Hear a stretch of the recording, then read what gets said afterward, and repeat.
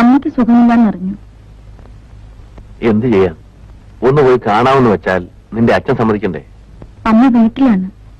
ആശുപത്രിയിലായിരുന്നെങ്കിൽ നമുക്കൊന്ന് പോയി കാണാമായിരുന്നു.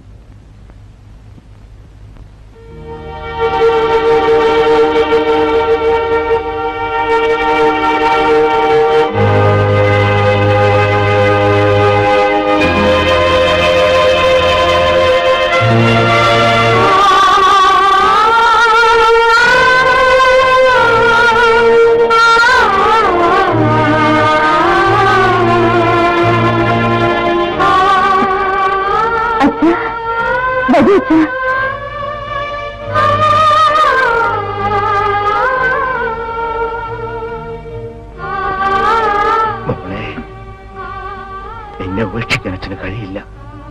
ജാതി, മതം, തറവാട്ട് മഹിമ, ഇതിനെല്ലാറ്റിനേക്കാൾ വലുത് ആത്മബന്ധമാണെന്ന് അച്ഛന് മനസ്സിലായി കുഞ്ഞെ.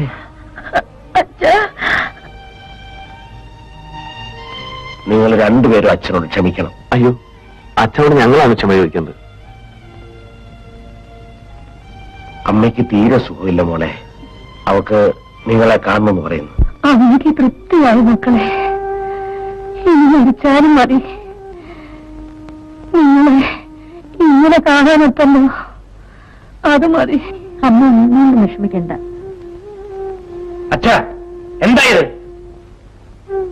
നിനക്ക് എന്താ അറിയേണ്ടത്? ഇവൻ ആരാണെന്നാ ചോദിച്ചത്? നിന്റെ പെങ്ങളുടെ ഭർത്താവ്. പെങ്ങളുടെ ഭർത്താവ് എന്നുപോലെ അച്ഛനെ അംഗീകരിച്ച്? എല്ലാവരും എന്നെ അംഗീകരിച്ചു കഴിഞ്ഞു. അല്പം വൈകിയാണെങ്കിലും നീയും അത് അംഗീകരിക്കുന്നതാണ് നല്ലത്. ജാതിയെക്കുറിച്ചും തറവാടിന്റെ മഹിമയെക്കുറിച്ചും പറഞ്ഞിരുന്ന അച്ഛനാണോ ഇത് പറയുന്നത്? മോനെ, ജാതിയെയും മതത്തെയും വലുതല്ലേ നിങ്ങളാങ്ങളും പെങ്ങളും തമ്മിലുള്ള സ്നേഹം?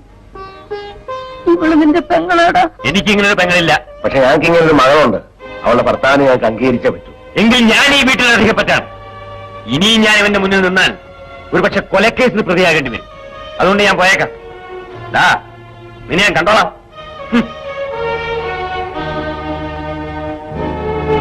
ഞങ്ങൾ ഇങ്ങോട്ട് വരരുതായിരുന്നു അച്ഛൻ.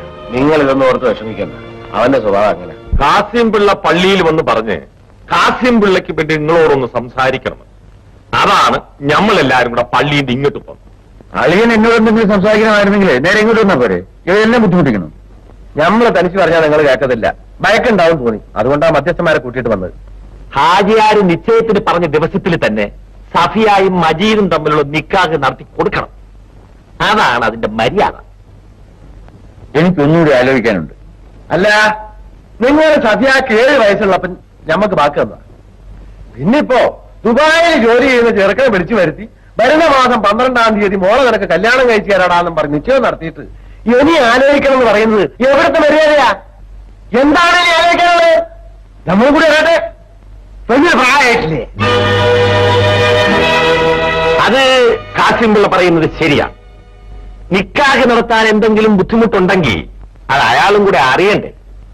നമ്മളെയൊക്കെ വിളിച്ചു വരുത്തിയിട്ടല്ലേ ഹാജിയാര് നിശ്ചയത്തിന് വാക്ക് പറഞ്ഞത്? അതെ, അന്ന് അങ്ങനെ ഒരു നിശ്ചയം നടത്തി. ഇന്നിങ്ങനെ ഒരു വാക്ക് മാറ്റവും നടത്തി അല്ലേ? അന്ന് നിശ്ചയം നടത്തിയപ്പോ നിങ്ങൾ പറയാൻ പാടില്ലായിരുന്നോ നമ്മൾ വാക്കിൽ നിലയില്ലാത്തതാണെന്ന്? കാസിമേ, നിങ്ങൾ എല്ലാരും കൂടി കയറി വന്നപ്പോ ഇരിക്കാൻ കസേര എന്നത് എന്റെ കഴിവുകളായിട്ട് കരുതരുത്. കണ്ട ഇത് തന്നെയാണ് ഇയാളുടെ പണി.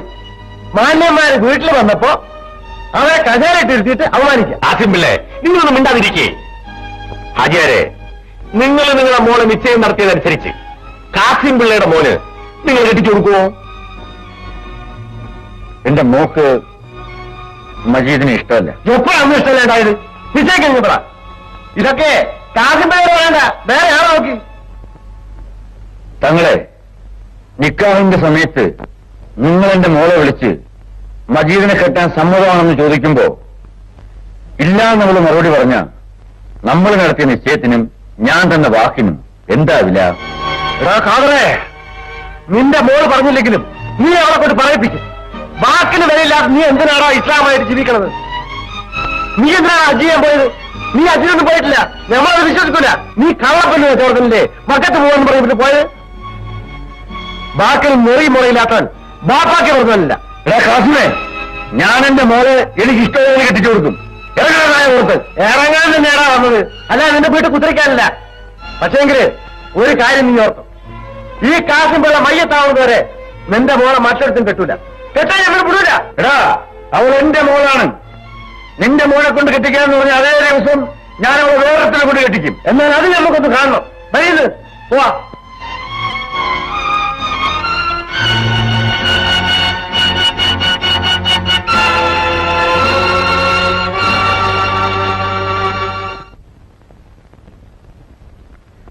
മോളെ, മോളെ. ബാപ്പ, ഇരിക്കു ബാപ്പ. ഇരിക്കേ. ഒന്നുമില്ല, നമുക്ക് ഉടനെ തന്നെ സഫിയെ കെട്ടിച്ചയക്കണം. നിശ്ചയിച്ച ദിവസം തന്നെ നിക്കാഹ് നടക്കണം. ഇനി അതൊന്നും ആലോചിക്കാനില്ല. അവൾക്ക് ഇഷ്ടപ്പെട്ട ചെറുക്കിന് തന്നെ അവളെ നിക്കാഹ് ചെയ്തു കൊടുക്കാം. അതാണ് പാപ്പ നല്ലത്. അവളുടെ സുഖവും സന്തോഷവുമാണ് എനിക്ക് വലുത്. ആ, കാസിംപിള്ള വെറുതെ ഇരിക്കില്ലെന്ന് എനിക്കറിയാം. അതൊന്നും ഓർത്ത് വാപ്പ വിഷമിക്കണ്ട. അവരെന്ത് വേണേ ചെയ്തോട്ടെ. ആണുങ്ങളായിട്ട് നമ്മൾ ഇവിടെ ജീവിച്ചിരിപ്പില്ലേ? പിന്നെ ഇത്രയും ദിവസം ജീവിച്ചിരുന്നോളാം നമ്മൾ ആർക്കും എഴുതി കൊടുത്തിട്ടൊന്നുമില്ലല്ലോ. അത് തന്നെ ഞാനും തീരുമാനിച്ചു. വരുന്നത് വരുന്നിടത്ത് വെച്ച് കാണും. ആ മോനെ, എനിക്ക് ആൺമക്കളൊന്നുമില്ല. നീയാണ് എന്റെ മോൻ. നീ തന്നെ റഹീമിനെ കണ്ട് വിവരം പറഞ്ഞേ ഈ കല്യാണം ഉറപ്പിക്കും. ശരി പാപ്പ. സഫിയ, ബാപ്പ നിന്നെ റഹീമിന് തന്നെ കല്യാണം കഴിച്ചു കൊടുക്കാമെന്ന് സമ്മതിച്ചു. ആഹാ, അത് കേട്ടപ്പോ പെണ്ണിന്റെ ഒരു സന്തോഷം കണ്ടില്ലേ? അമ്പടി. എന്റെ സഫിയ മൈലാഞ്ചി അണിഞ്ഞിരിക്കുന്നത് കാണാൻ എന്ത് രസമായിരിക്കും.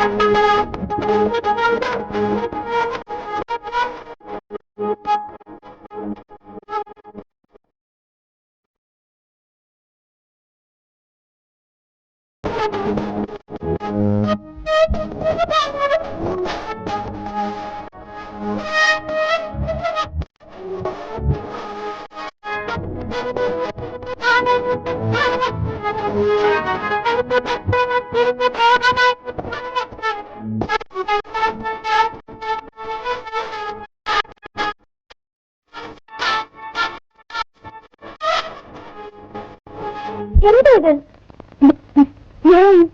ഒന്നുമില്ല. ചേച്ചി ഇവിടെ അല്ലേ? ഞാൻ നിന്നെ കുറിച്ച് ഓർക്കുക. ഓർത്തോക്കം മതി. കഴിക്കാം.